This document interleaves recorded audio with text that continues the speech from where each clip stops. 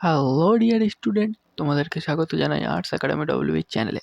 আজকের ভিডিওতে আমরা আলোচনা করব ক্লাস 10 এর টেস্ট এক্সাম প্লাস মাধ্যমিক 2026-এর জন্য বাংলা থেকে শরৎচন্দ্র চট্টোপাধ্যায়ের লেখা পথের দাবি গল্পের ইম্পর্টেন্ট এমসিকিউ। এই এমসিকিউগুলি তোমাদের পরীক্ষায় আসার চান্স 100%। তো চলো শুরু করি, এমসিকিউগুলো দেখে নিই। 1. দয়ার সাগর পরকে সে যেদিন নিজে খায়নি বক্তা হলেন জগদীশবাবু। 2. অপূর্বর পিতার বন্ধু হলেন নিমাইবাবু।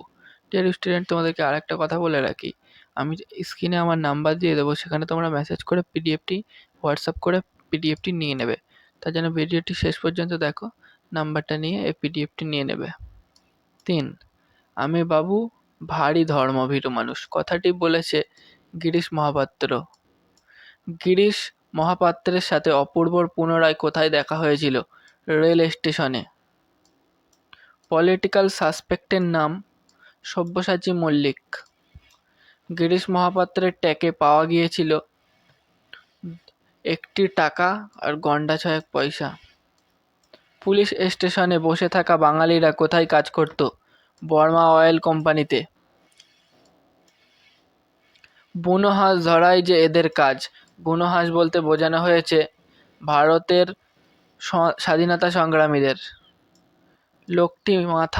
লোকটি মাথায় তেল মেখেছে, নেবুর তেল। রাত্রের মেল ট্রেনটার প্রতি একটু দৃষ্টি রেখো, সে যে বর্মায় এসেছে এ খবর সত্য। বক্তা হচ্ছে এখানে নিমাইবাবু।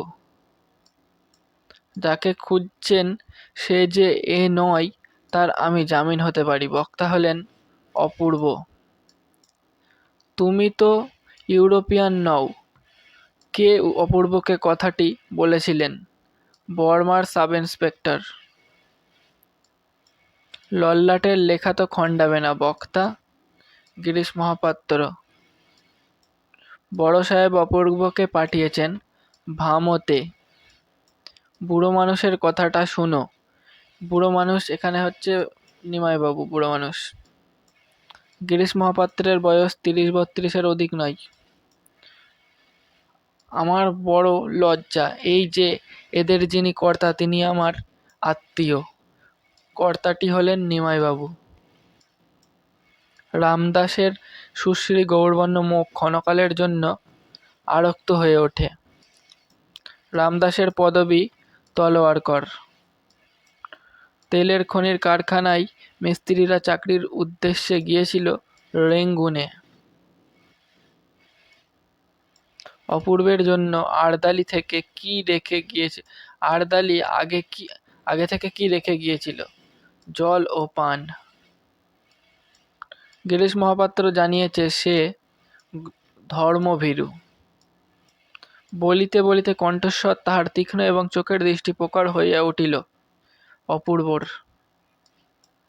জগদীশবাবু পেশায় ছিলেন একজন পুলিশ। পথের দাবি যে শ্রেণীর উপন্যাস? রাজনৈতিক শ্রেণীর উপন্যাস।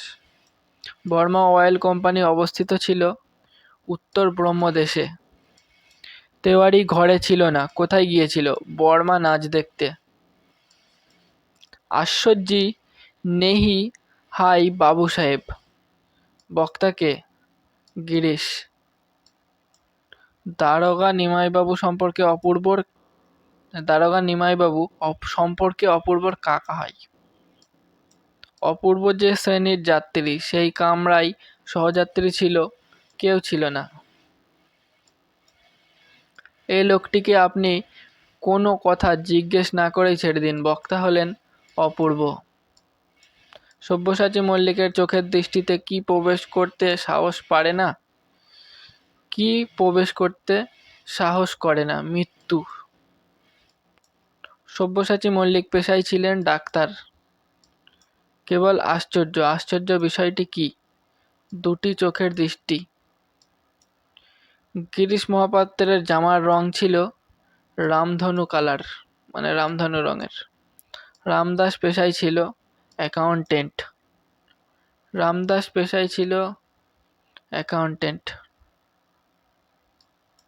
পথের দাবি রচনাংশে ব্যবহৃত পিরান শব্দের অর্থ হল জামা বা কামিজ বিশেষ। অপূর্বর কাছে অনেক বেশি আপনজন হলেন দেশমাতৃকার সেবকরা। রামদাসের প্রশস্ত উজ্জ্বল ললাটের ওপর কিসের ছায়া পড়েছে? অদৃশ্য মেঘের ছায়া। রামদাসের প্রশস্ত উজ্জ্বল ললাটের ওপর যেন কোন এক অদৃশ্য মেঘের ছায়া আসিয়া পড়িয়াছে।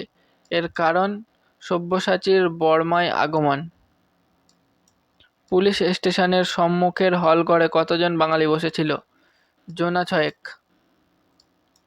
অপূর্ব নিজেই কথা পারিল, কথাটি হলো, কাল তার ঘরে চুরি হয়ে গেছে। 43 এবং লাস্ট প্রশ্ন, তোমার চিন্তা নেই ঠাকুর। ঠাকুর বলতে কাকে বোঝানো হয়েছে? তেওয়ারিকে।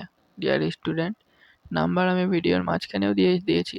যারা লক্ষ্য করতে পারোনি তাদেরকে এখানে নাম্বারটা দিয়ে দিচ্ছি।